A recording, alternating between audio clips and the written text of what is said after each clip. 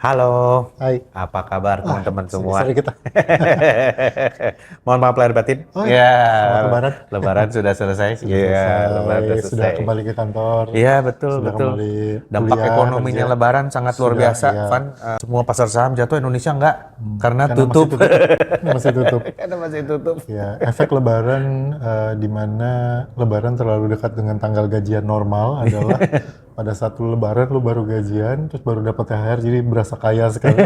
Begitu habis Lebaran langsung Langsung. kolaps.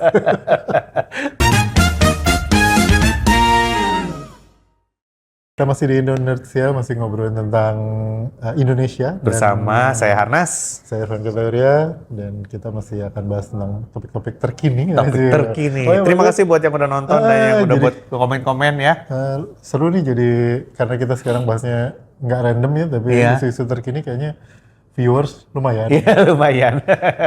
Spotify masih ada teman-teman, jangan Iya, lupa. Spotify masih ada Indonesia, silakan di search. Iya. Kalau ngelihat muka kita sebetulnya nggak perlu amat lah Nggak ya. perlu banget. Background juga gini-gini Kalau aja. lagi ya, kalau lagi di KRL mau dengerin Spotify sudah ada di Indonesia. Nggak di Random Jumat ya. Iya. Random Jumat kita ganti akunnya jadi Iya. Indonesia. Jadi kalau ekspresi kita mah gini-gini aja, Iyalah, background juga gini-gini biasa-biasa aja. aja.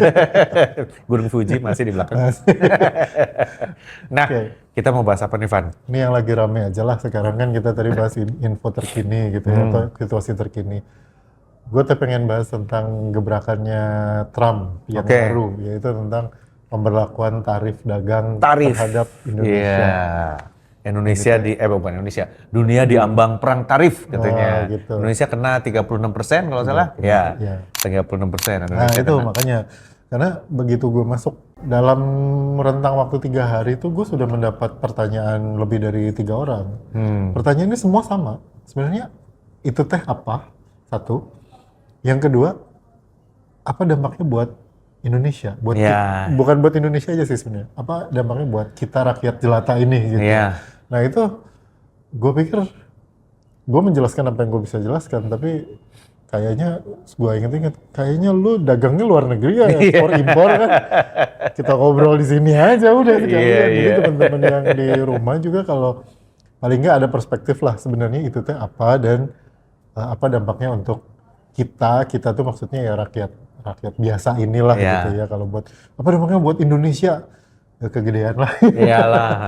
Ya, itu buat kita gimana, karena jangan sampai nanti ada yang ngomong lagi, wah harga saham jatuh, biarin orang desa mah nggak ada yang main saham gitu. Nah kalau sekarang kan harus jelas nih, apa dampaknya untuk kita nih yang rakyat jelata ini, apa sih aksinya Bang Oren di si abang-abang yang satu di Amerika itu kan, yang rambutnya oren itu. Iya.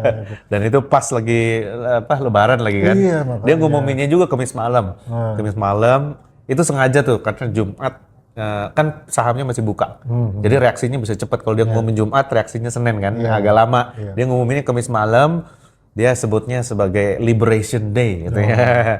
Terus semua orang ngoceh-ngoceh ya. Sama lah kayak Indonesia, ternyata nggak beda jauh kan Nah Amerika. sebenarnya gini dulu, mungkin dari awalnya. Tarif yang dimaksud ini teh apa sih sebenarnya?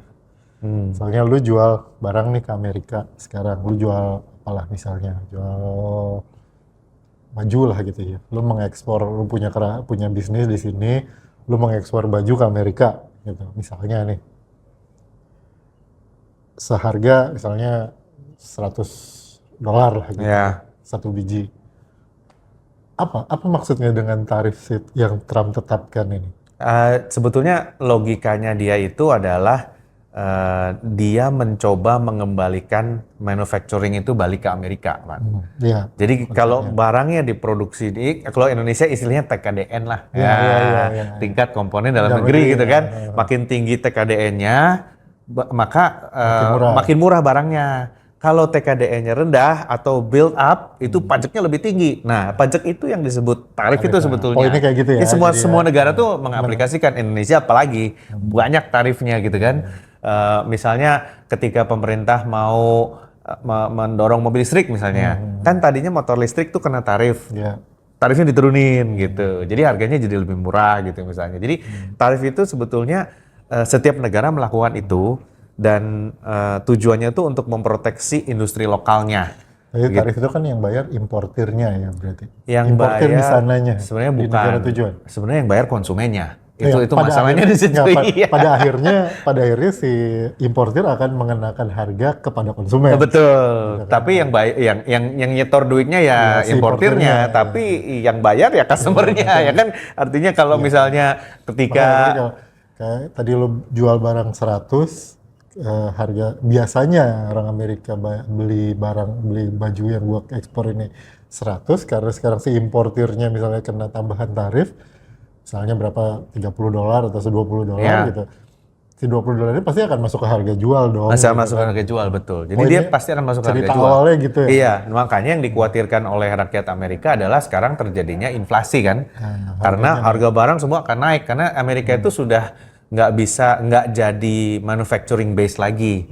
Misalnya handphone yang terkenal di mana-mana itu design in California, made in mah bebas gitu kan. Ya, itu jadi maksudnya mobil Amerika apakah made in Amerika? Enggak juga. Jadi itu yang di-attack sama dia. Aja yang Amerika banget gitu. Iya, apakah made in di Amerika? Enggak, Nike itu kan. Wah, American bikinnya made in mana nggak? Jadi Amerika tuh saking canggihnya brandingnya ya. Jadi dia sudah saking percaya sama brandingnya, made in-nya terserah. Yang penting brandnya Amerika. Nah, itu yang di-attack sama si Trump ini. Dia maunya kenapa nggak bikin di Amerika aja sih gitu kan. Dia waktu dia jadi presiden pertama tuh dia programnya Made in USA. Apa sih yang masih Made in USA gitu ya? Kalau di sini tinggal panci itu panci cast iron mereknya Logan itu masih Made in USA gitu kan, pasti selangit harganya ya kan. Tapi dia mendorong itu supaya orang Amerika ini, karena kelas menengahnya Amerika yang pekerja itu banyakkan kehilangan pekerjaan kan. Memang itu kalau kita ke Amerika ya, kita ketemu sama 10 orang, 8 itu pekerjaannya tidak bisa dijelaskan dalam satu kata gitu. Nelayan, tentara, polisi gitu. Jadi di 10, 8, oh gue kerja di perusahaan financing yang membeli hutang dari ini gitu ya. Gue membantu orang-orang yang membeli asuransi sebagai consulting gini. Jadi memang udah dari dulu itu Van. Dari 8 dari 10 orang Amerika kalau ditanya, lu ngapain kerjanya gitu. Wah gue bikin mesin gitu. Nggak ada gitu. Semuanya udah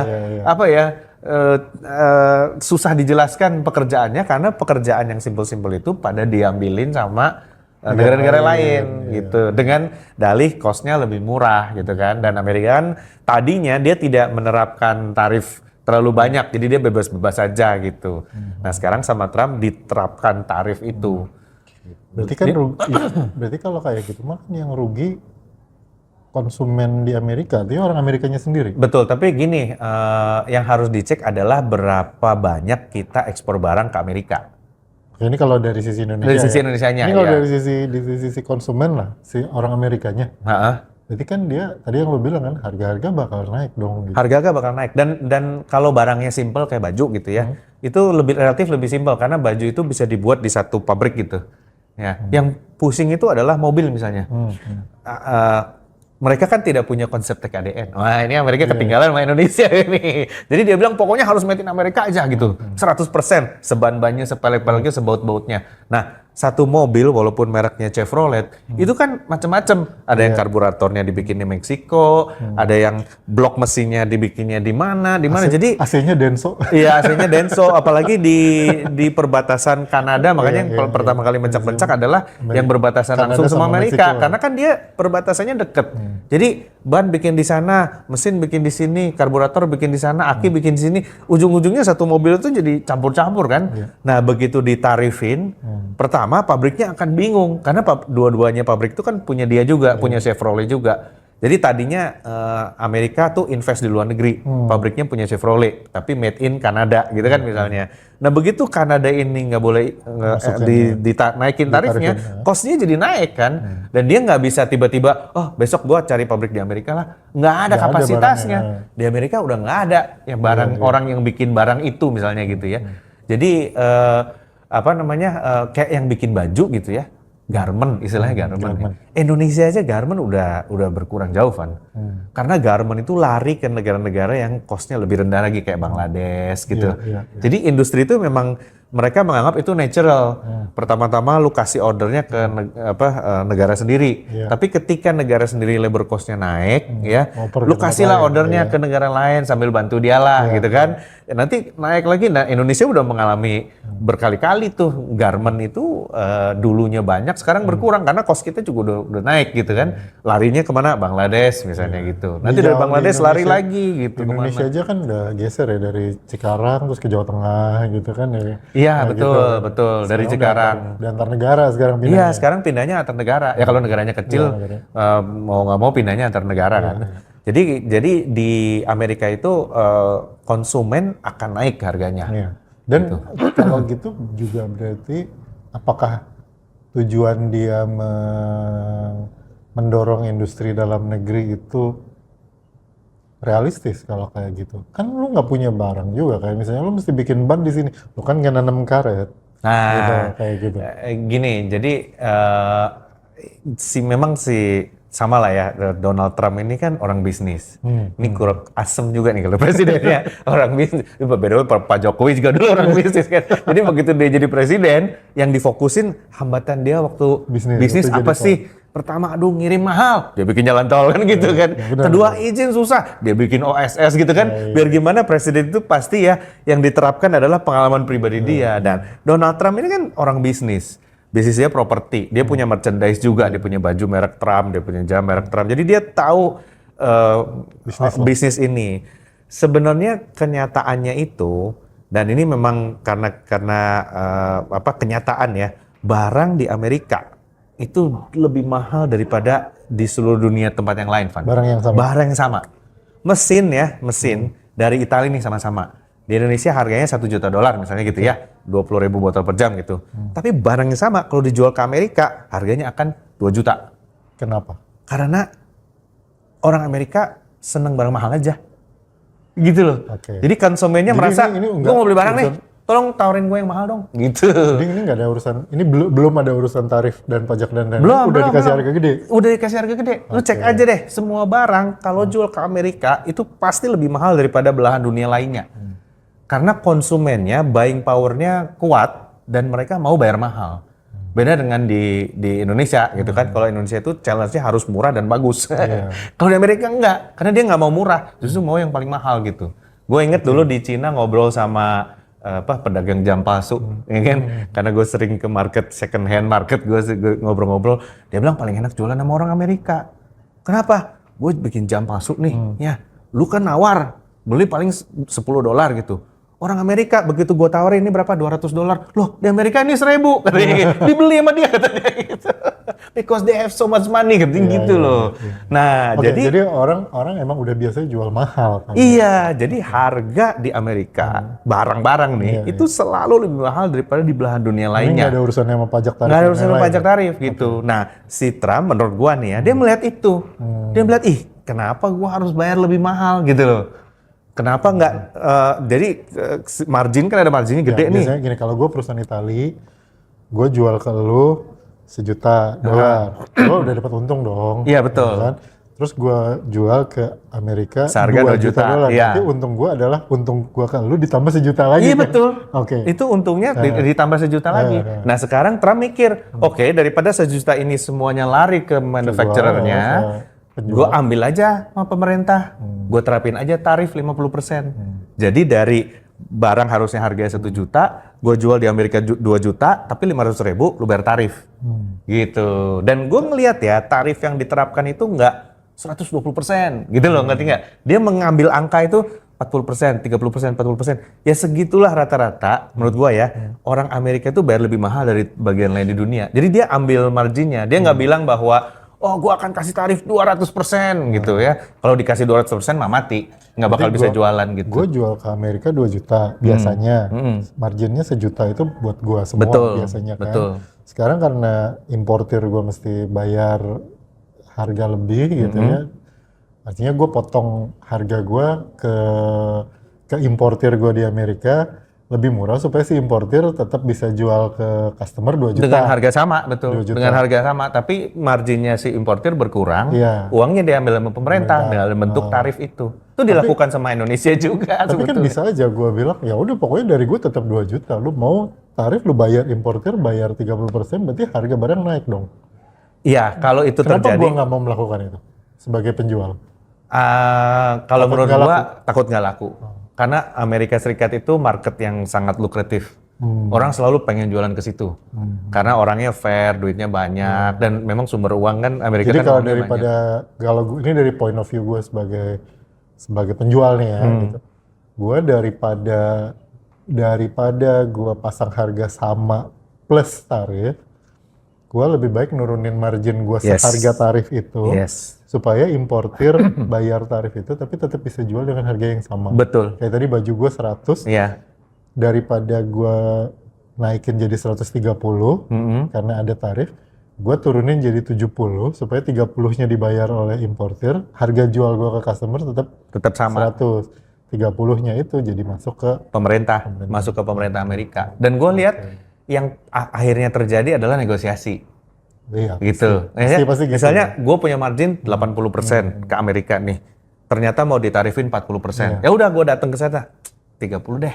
Gitu loh. 20 deh supaya harga gue nggak usah naik. Iya. Ya kan? Karena gue masih pengen jualan ke Amerika gitu. Biar gimana dia. Nah, itu Kecuali kalau barang lu nggak ada saingan di Amerikanya ya. Maksudnya Betul. lu naikin harga, ayo lu mau apa ya? betul. Rakyat lu mau apa emang? Betul. Bayar segitu udah Nah, gitu. orang yang barangnya nggak ada saingan itu yang teriak paling kenceng. Misalnya Kanada, Meksiko gitu kan. Dia teriak paling kenceng tuh. Kenapa? Gitu. Karena barang dia kan dia udah market leader. Oh, maksud lu nggak ada saingan, maksudnya nggak ada orang yang bisa jual barang Nggak yang ada sama. bisa jual Iya, lebih betul. murah. Betul. Dan di Misal, Amerika contoh, ini dalam bayangan gue ya, nggak tahu. Dalam bayangan gue, kita jual minyak sawit ke Amerika. Terus tau-tau ditarifin misalnya. Ya kita bilang, lu tarifin serah lah. Harga naik, buat rakyat lu juga naik. Dari gue tetap segitu. Saya dari gue seliter $1 misalnya. Dari gue seliter $1. Ya lu mau tarifin biar harga naik di sana, gue nggak mau turun, dari gue tetap $1. Kayak gitu kan, karena kita tahu misalnya, lu minyak sawit kan lu nggak bisa beli dari mana-mana kalau nggak dari gue. Gitu. ya, tapi Misalnya gitu. sangat jarang barang yang Ya kayak jarang, gitu. Wah, jarang. tapi mungkin ada. Ya. Ada. Kalau itu yang terjadi, maka harga ke konsumen naik. Naik. Tapi gue ngelihat si Donald Trump ini nggak bodoh nih dalam hal ini ya. Dia tahu persis bahwa tarif yang dia terapin itu masih dalam marginnya si manufacturer ini. Daripada dia udah pokoknya gue nggak usah jual ke Amerika terus dia rugi. Siapa lagi yang mau nelen harga segitu mahal, ya kan? Jadi lebih baik oke deh, margin ini gue share aja sama pemerintah. Basically mereka tuh memaksa manufacturer untuk sharing marginnya sama pemerintah. Gitu. Tadinya marginnya diambil semua sama manufacturer, sekarang di-sharing sama pemerintah. Itu dilakukan oleh Indonesia. Udah lama yang namanya TKDN, ya kan? Yang namanya kalau nggak boleh ada toko TikTok langsung jual ke Indonesia, itu namanya trade barrier yang dilakukan oleh Indonesia kan dengan dalih apa? Oh, untuk melindungi UMKM. itu Amerika melakukan hal yang sama gitu loh. Dan Trump memang waktu kampanye dia bilang, kenapa pemerintah gue nggak pernah melakukan hal yang sama gitu. Kenapa pemerintah gue bilang Amerika itu free trade, tapi pedagang lu nggak pernah lu belain gitu. Jadi ketika dia si pedagang ini jadi presiden, dia langsung bilang. Dan gue ngelihat tarif yang diterapkan itu negotiable. Ujung-ujungnya kan pada negosiasi. Hari ini ada berita Vietnam itu yang paling dapat tarif yang besar gitu.